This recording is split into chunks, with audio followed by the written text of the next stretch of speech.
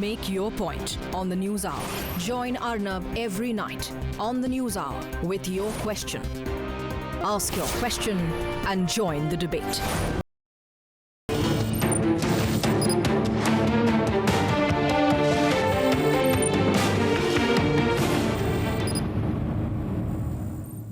Hello and welcome to another episode of Latitude. The transformation of relations between the world's largest democracy, that is India, and the world's oldest democracy, the United States, has been gradual but has now acquired a momentum that will be hard to contain, as Prime Minister Narendra Modi's latest visit to the United States has shown. This was Narendra Modi's fourth official visit to the US as India's Prime Minister in 2 years. But his joint press conference with President Obama does not distinguish between good and bad terrorists, and that delinks religion from terrorism. And his applause-filled speech at Capitol Hill left no one in doubt of the strategic shift in Indo-US ties. Business and scientific cooperation apart, the most noticeable shift, of course, has been in the area of defense cooperation.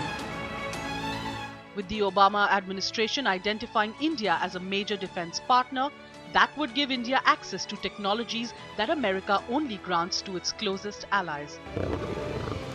Security benefits apart, this will also help Mr. Modi's Make in India initiatives. It is argued that both countries have been drawn closer to counter the increasing footprint of China in Asia. With a series of Indo-US maritime exercises in recent years in the Bay of Bengal, near the South China Sea, but there has been little to show in the Arabian Sea, where India's major strategic concerns lie, from Pakistan and Iran to the energy-rich Gulf countries. But with Obama on his way out now, that perhaps will be the next challenge for Modi's government. And to look at the important issues that have emerged after Mr. Modi's very successful visit to the US, we have two very well-informed observers. Ambassador Leela Ponappa, who was finally our Deputy National Security Advisor and is a well-known commentator on national security issues, and Dr. Manoj Joshi, former journalist, columnist, now with the Observer Research Foundation, and an expert on Indo-US relations. Dr. Joshi, my first question is to you based on something you wrote recently, that while Mr. Obama and Mr. Modi have been talking about this defining strategic partnership, there is this talk about a strategic vision for the 21st century. But as you yourself pointed out, the big problem is that India's key strategic interests lie west of India, primarily in the geo-economic space and the geostrategic space, whether you look at the Gulf region or you look at immediate India's neighborhood. Whereas a lot of focus of India's maritime and military activities with the US until now has been towards the east of India and towards Southeast Asia and Straits of Malacca. So how can we, both the countries, look at shifting our focus and activities to where really our interests lie? Well, you see, Maroof, there are two reasons for that. And one is the political reason, and the second is a bureaucratic reason. The bureaucratic reason is that the United States divides the world into global commands, and its specific command which deals with India stops at Diego Garcia. Everything to the west of Diego Garcia comes under the central command. That's the bureaucratic reason. The second reason, of course, is political. The United States doesn't want to get us involved in a situation where it is also operating with its major non-NATO ally called Pakistan. So the US wants to keep us out of that a command where it is also dealing with another friendly country called Pakistan, which of course, as you know, we are not particularly friendly with. So for these reasons, we have been kept out of this West Asian area, which, as you rightly said, and I pointed out in that piece that you referred to, is the critical area of our concern, because 60% of our oil comes from there. 7 million of our citizens work in the Persian Gulf area, and they send back some $40 billion per annum. There is nothing comparable in the East as compared to that. So certainly, I think we need to keep on pressing the United States to to have joint exercises, joint capabilities, joint thinking about contingencies in the Persian Gulf area. As you know, last year we had to go to Yemen and rescue some of our nationals from there. So it's a very volatile area. Right. And I think the US should be persuaded to move in that direction. Ambassador Ponappa, before I get on to one or two other areas which would be your core expertise, but in this, there has been a constant Indian desire in the last year or two to enhance our footprint, particularly west of India. The initiative with Iran most recently, the long-standing initiative with Afghanistan, which I'm sure you would have overseen also in your capacity as Deputy NSA. Also the fact that now Mr. Modi has been building bridges with a whole lot of Arab countries. But, you know, the perpetual nuisance in the pack remains Pakistan.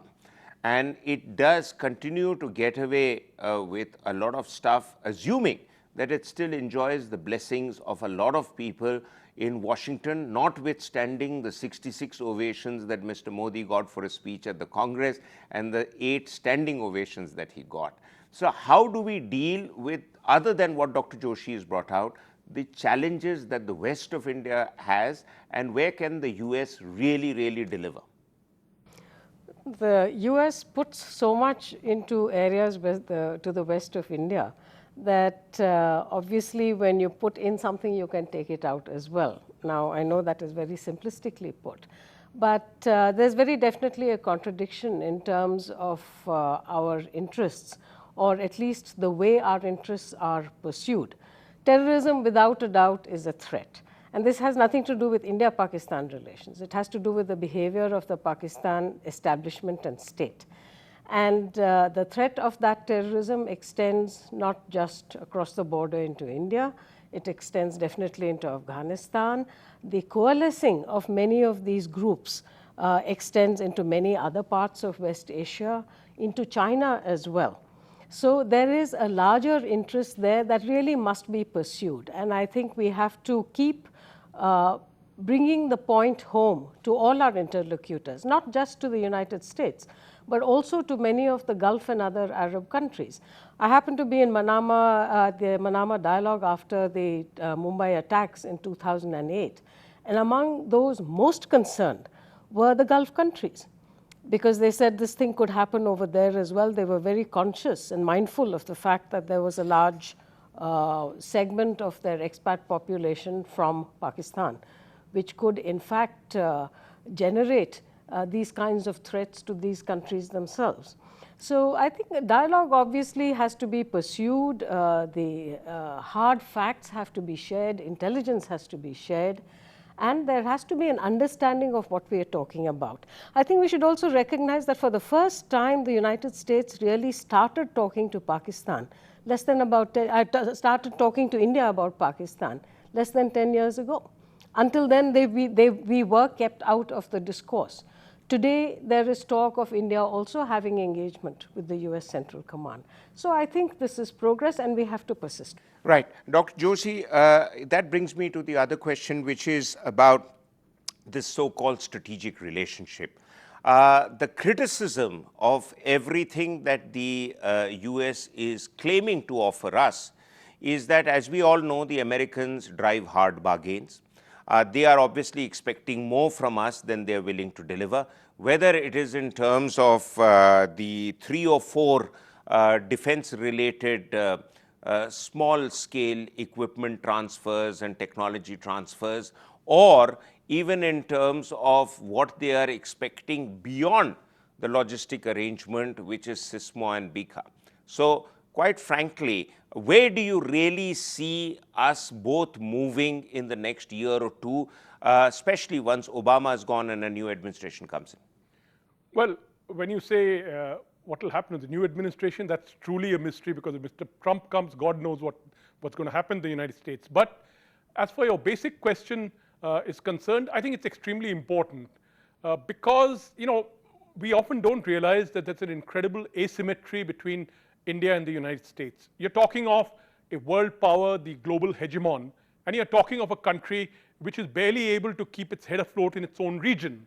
I mean, say we're constantly battling, terrorists from Pakistan, threats from Pakistan.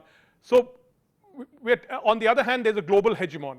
So, when you have these agreements, the Lemoa agreement, etc., you wonder, okay, the US Navy is going to be sailing in the Indian Ocean, but the Indian Navy is certainly not going to be sailing in the Atlantic or in the Pacific Ocean for a pretty long time. I mean, it would take us another 2 decades before we develop those kind of ambitions. So, certainly there needs to be some kind of a match between when we talk of strategic partnership. Insofar as what the US has on offer, if you look at the DTTI, frankly, very low level technologies, no country gives away their technology just like that. The Russians did give away some technology, but because the Russians were extremely short of money at a certain point in time. Even then, they gave second level technology. So, you're not going to get technology just like that. You've got to develop it yourself. Insofar as what they call now in the latest joint statement, what was it, a defense partnership that they have spoken of, major defense partnership. Frankly, I looked at checked out the internet. I just couldn't find out another country with whom the US has a major defense partnership. Now, the US does have a category called major non-NATO ally.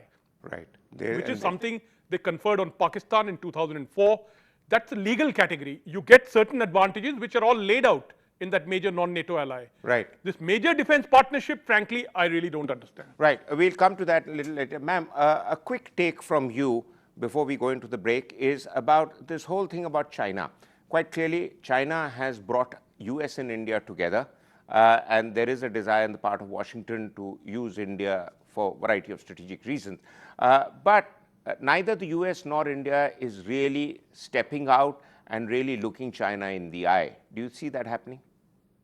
I think both sides are moving very cautiously, and I'd really like to pick up on Manoj's point, because we have not consulted, but I too looked up what this business of being a major defense partner means. It's not in the American defense theology, if you will.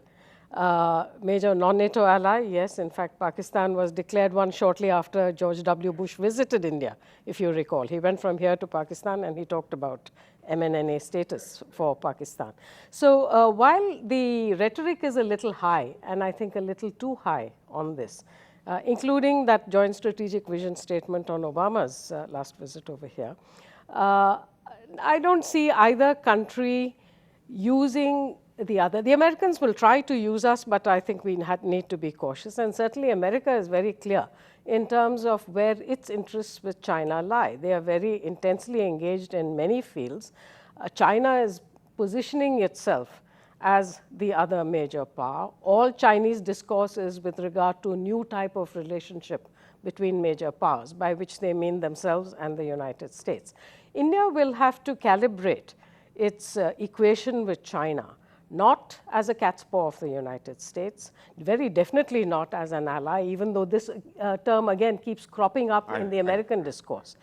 We need to be careful about that. Very definitely with the rest of Asia, with many other Asian countries, we share a concern about China not rising peacefully, about China's assertiveness.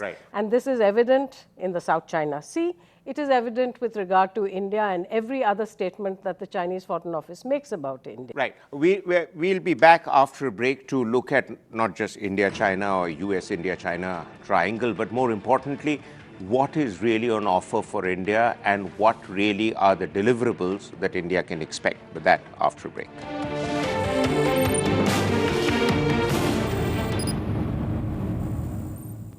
Welcome back. We continue to have our two distinguished guests with us.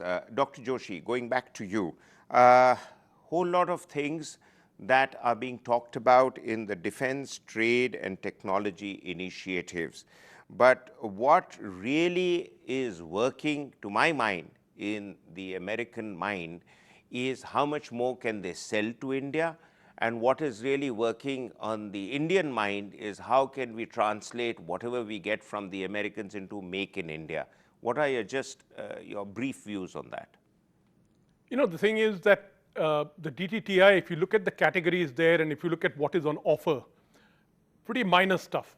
just compare it with the fact that the Russians are helping us to build a nuclear-propelled submarine. They helped us to build the BrahMos anti-ship missile.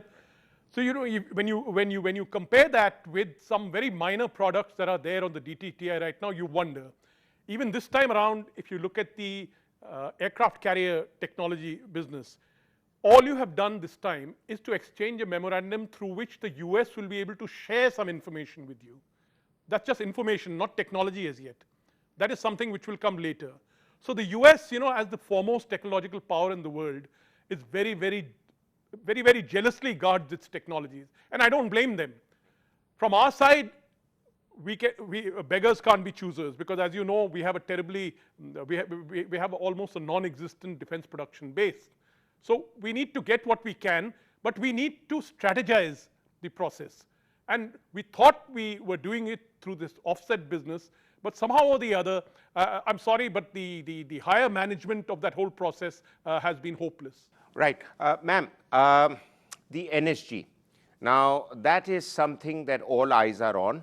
And more importantly, with now India having cleared another hurdle of having got nobody blocking our entry into the MTCR, what is it that India stands to gain with the NSG waiver, particularly in the light of all our space and science technology programs, the nuclear imports that we are hoping to have, and in terms of what we can draw more from the US post the NSG? When the NSG, the MTCR, the Australia group on chemicals, on strategic chemical trading, and the Wassenaar arrangement with regard to conventional arms, when each of these was set up, these were outside the domain of the major international or the global conventions in their particular area. So therefore, they became clubs which were exclusive. So why do we want in? I think basic point would be that trading, transfer of technology would become much more feasible than India having to seek an exception each time on particular things. Also because there is so much interlinkage, you might suddenly find that an essential component of a very strategic item is manufactured in a third country, and that you need a waiver from that country in order to get it. Once we are in the NSG, it becomes almost like a most favored nation treatment, where we become one of the countries capable of trading in those advanced technologies. And in terms of India's own aspirations in these areas, it is entirely natural. It is a good thing that we have been pursuing it. At one point, in fact, maybe 10 or 15 years ago, there was some thinking perhaps that we need not pursue it.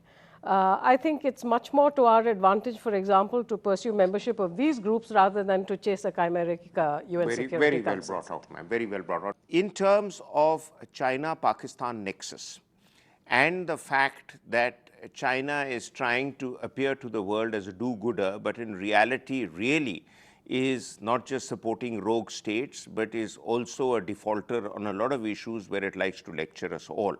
And the US wanting to push hard for not just our NSG membership, but eventually someday, perhaps in our lifetimes, the Security Council membership. What is it that you see really the deliverables in this geostrategic space?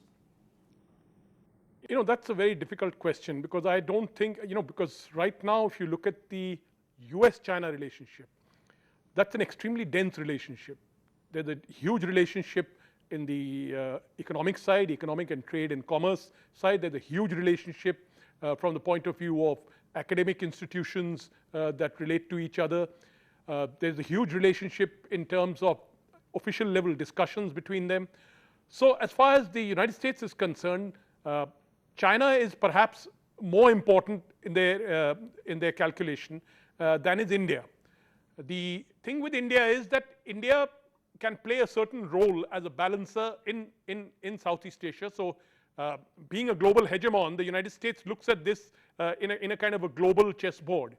Now, when it comes to Pakistan, The way China sees it is that in Pakistan, they have enough with which to keep India off balance in South Asia. And they have been successfully pursuing this. And what you see now, and that's the whole issue, for example, of the NSG point.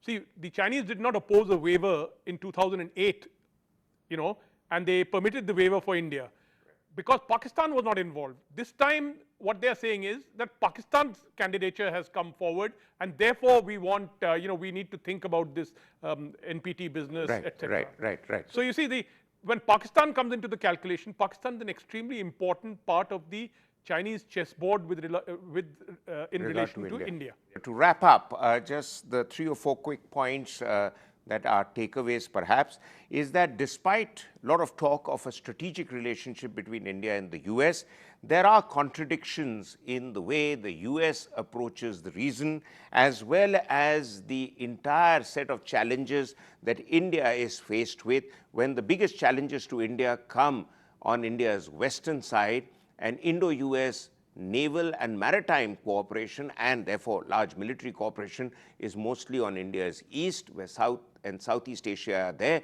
But the challenges really, both in terms of terrorism and the geopolitics and geostrategic challenges, are in India's west. The second point is that despite India and America entering into a number of defense foundational agreements, the real challenge for India is to match up to the asymmetry that exists between India's capabilities and the large geopolitical footprint that the American forces have all over the world. It will take India ages to catch up with those capabilities. And most importantly, despite China having been the factor that really drove America into perhaps this new geostrategic relationship with India, China remains the elephant in the room, because America has very deep ties with the Chinese and is not going to upset Beijing very easily, India or no India. Thank you very much, ladies and gentlemen, for being with us on the show. We'll be back next week with another episode. Until then, goodbye and thank you.